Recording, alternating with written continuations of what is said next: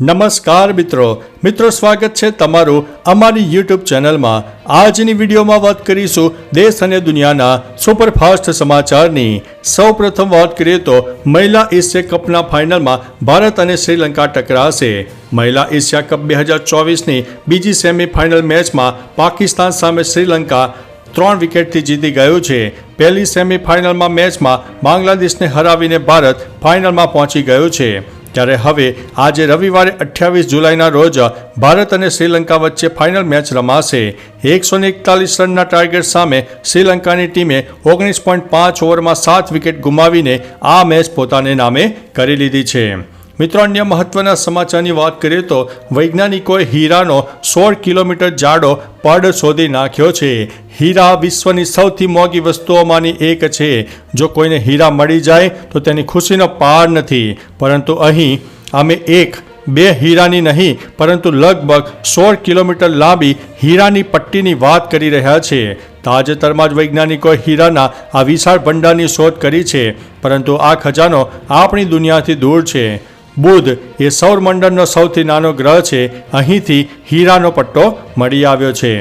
મિત્રો, અન્ય મહત્વના સમાચારની વાત કરીએ તો મુંબઈનો એક વ્યક્તિ બન્યો ગજની, છૂંદાવ્યા છે 22 દુશ્મનોના નામ। મુંબઈના વલ્લી વિસ્તારમાં એક સ્પામાં હિસ્ટ્રી સીટની હત્યામાં સંડોવાયેલા 5 લોકોની ધરપકડ કરી લીધી છે। ધરપકડ કરાયેલા વ્યક્તિમાં એક સ્પાનો માલિક અને રાજસ્થાનના કોટાના 3 લોકો સામેલ છે। પોલીસે જણાવ્યું છે કે વાઘમારે એવા 22 લોકોના નામ પોતાના શરીર પર છૂંદાવી રાખ્યા હતા, જેના કારણે તેને નુકસાન થવાની શક્યતા હતી। તેને પોતાની જાંઘ ઉપર પણ પોતાના સંભવિત દુશ્મનોના નામ છૂંદાવ્યા હતા।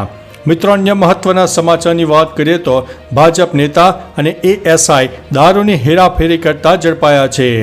બિલડિયા ગામ પાસેથી પોલીસે જયેશ ભાવસાર નામના ભાજપના નેતાની ધરપકડ કરી છે।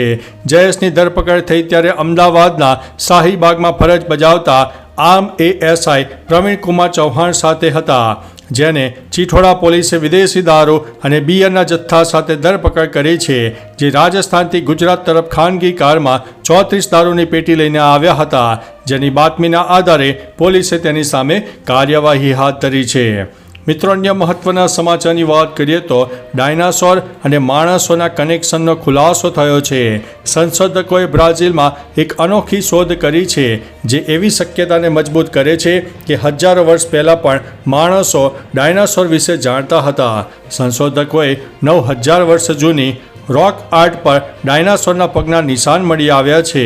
રોક આર્ટનો આ સંગ્રહ બ્રાઝિલના સોસા બેસિનમાં સ્થિત સેરેટો દો લોટ્રીટમાં જોવા મળ્યો છે।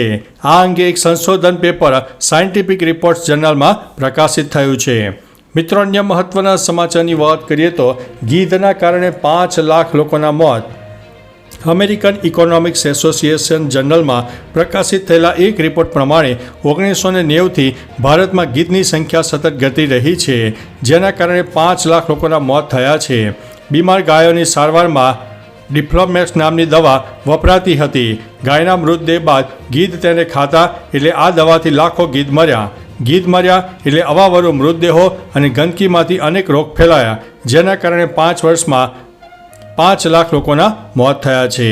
મિત્રો, અન્ય મહત્વના સમાચારની વાત કરીએ તો ચાંદીપુરા વાયરસે મચાવ્યો છે હાહાકાર। ગુજરાતમાં ચાંદીપુરા વાયરસે હાહાકાર મચાવી દીધો છે। અત્યાર સુધીમાં 127 શંકાસ્પદ કેસ નોંધાયા છે। સામે આવેલા આંકડા મુજબ સૌથી વધુ સાબરકાંઠામાં 12 શંકાસ્પદ કેસ નોંધાયા છે। શંકાસ્પદ પૈકી 39 કેસો હાલ પોઝિટિવ છે। ચાંદીપુરાના કારણે રાજ્યમાં 48 બાળકોના મોત નીપજ્યા છે। જો કે સારી વાત તો એ છે કે રાજ્યમાં અત્યાર સુધીમાં 27 દર્દીઓ સાજા પણ થયા છે। મિત્રો, અન્ય મહત્વના સમાચારની વાત કરીએ તો ભારતમાં સૌથી વધુ વરસાદ ગુજરાતના આ 3 જિલ્લામાં ખાબકી ગયો છે। ભારતમાં અત્યાર સુધીનો સૌથી વધારે વરસાદ ગુજરાતના દેવભૂમિ દ્વારકા, પોરબંદર, જૂનાગઢમાં પડી ચૂક્યો છે, જેમાં દેવભૂમિ દ્વારકામાં 1422%, પોરબંદરમાં 1101%, જૂનાગઢમાં 712%, જ્યારે જામનગરમાં 512% જેટલો ખાબક્યો છે। એનડીઆરએફ અને એસડીઆરએફની ટીમ અત્યારે દેવદૂત બનીને અનેક લોકોના જીવ બચાવી રહી છે। અત્યાર સુધીમાં કુલ 1617 લોકોના રેસ્ક્યુ કરવામાં આવ્યા છે। મિત્રો અન્ય મહત્વના સમાચારની વાત કરીએ તો હવે આ અભિનેતાએ તારક મહેતા શો છોડી દીધો છે. તારક મહેતા કા ઉલ્ટા ચશ્માના ફેન્સ માટે એક ખરાબ સમાચાર સામે આવ્યા છે. શરૂઆતથી જ શોમાં ગોલીનું પાત્ર ભજવી રહેલા અભિનેતા કુશ શાહે શો છોડી દીધો છે. તેણે પોતે આ માહિતી શેર કરી છે. તારક મહેતા કા ઉલ્ટા ચશ્માની યુટ્યુબ ચેનલ પર કુશનો એક વિડીયો શેર કરવામાં આવ્યો છે. આમાં શરૂઆતથી લઈને અત્યાર સુધીની કુશની સફર બતાવવામાં આવી છે. કુશ તેના દર્શકોનો આભાર પણ માની રહ્યો છે. મિત્રો અન્ય મહત્વના સમાચારની વાત કરીએ તો વિજય માલ્યા સામે સેબીની મોટી કાર્યવાહી સામે આવી છે. સેબીએ વિજય માલ્યા પર 3 વર્ષ માટે ભારતીય સિક્યુરિટીઝ માર્કેટમાં વ્યવહાર કરવા ઉપર પ્રતિબંધ મૂક્યો છે.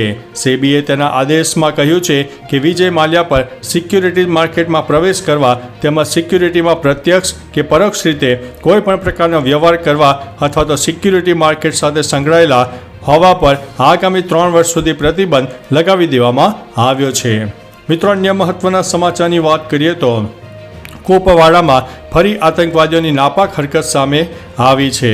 જમ્મુ કાશ્મીરના કુપવાડામાં સુરક્ષા દળો અને આતંકવાદીઓ વચ્ચે અથડામણની ઘટના બની છે. એન્કાઉન્ટરમાં 3 જવાનો ઘાયલ થયા છે. સેનાએ સર્ચ ઓપરેશન હાથ ધર્યું છે.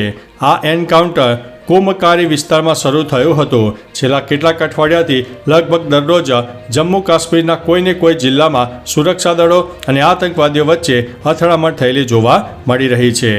અન્ય મહત્વના સમાચારની વાત કરીએ તો ગુજરાતીઓ સાવધાન, અતિભારે વરસાદની આગાહી કરવામાં આવી છે. હવામાન વિભાગ દ્વારા રાજ્યમાં ઘણા વિસ્તારોમાં ભારેથી અતિભારે વરસાદની આગાહી વ્યક્ત કરવામાં આવી છે. અમદાવાદ, દાહોદ, છોટાઉદેપુર, પંચમહાલ, વડોદરા, નર્મદા, ભરૂચ, તાપી, ડાંગમાં ભારે વરસાદ થઈ શકે છે. બીજી બાજુ સૌરાષ્ટ્રના રાજકોટ, અમરેલી અને ભાવનગરમાં અતિ ભારે વરસાદ પડવાની શક્યતા છે. આ સાથે માછીમારોને દરિયો ન ખેડવા માટે સૂચના આપી દેવામાં આવી છે. મિત્રો અન્ય મહત્વના સમાચારની વાત કરીએ તો નવી મુંબઈમાં 3 માળની ઇમારત ધરાશાયી થઈ છે. ઇમારતના કાટમાળ નીચે અનેક લોકો ફસાયા હોવાની આશંકા છે. શાહબાજ ગામમાં આ દુર્ઘટનાની જાણકારી મળતા જ એનડીઆરએફ, મુંબઈ પોલીસ, ફાયર વિભાગ અને પાલિકાની ટીમો ઘટના સ્થળે પહોંચી ગઈ હતી અને બચાવ કાર્ય શરૂ કર્યું છે. મિત્રો અન્ય મહત્વના સમાચારની વાત કરીએ તો ટિહરીમાં આગ ફાટ્યો. ભયાનક દ્રશ્યો વિડીયોમાં કેદ થયા છે. ઉત્તરાખંડના ટિહરીમાં આગ ફાટ્યું હોય તેવી સ્થિતિ સર્જાય છે. બાલગંગાએ વિકરાળ સ્વરૂપ ધારણ કર્યું છે. આ દરમિયાન 2 લોકોના મોત થયા છે. અનેક મકાનો ધ્વસ્ત થયા છે.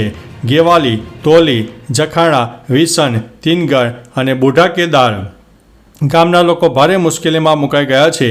કેટલાક વિડીયો સામે આવ્યા છે જેમાં દુકાનો અને મકાનો પણ પાણીમાં વહી જતા જોઈ શકાય છે.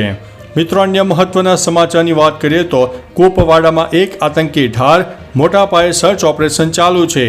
જમ્મુ કાશ્મીરના કુપવાડામાં આતંકવાદીઓ અને સુરક્ષા દળો વચ્ચે અથડામણ ચાલી રહી છે. સેનાએ એક આતંકીને ઠાર કર્યો છે.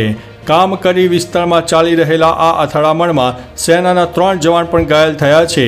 8 પાકિસ્તાની આતંકવાદીઓ છુપાયા હોવાની માહિતી મળ્યા બાદ સેનાએ આ સર્ચ ઓપરેશન શરૂ કર્યું છે. આતંકવાદીઓ જંગલમાં ભાગી જવાની આશંકા છે. મોટા પાયે સર્ચ ઓપરેશન ચાલી રહ્યું છે.